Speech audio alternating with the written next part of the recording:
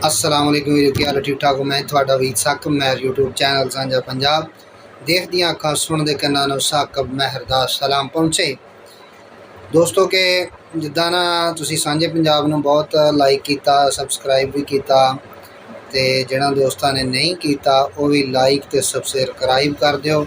तो अन करीब असी सांझे पंजाब के नाँ तो ही एक फक्की पेट वास्ते तैयार कर रहे हैं। साड़ी अपनी फक्की तैयार की होएगी इंशाअल्लाह। तो किसी नूं पेट के अंदर गैस कब्ज़ होवे, अफारा होवे तो वो वास्ते फक्की जड़ा पूरा काम करेगी। और ये फक्की तकरीबन मैं 10 साल तो बना रहा आप खुद।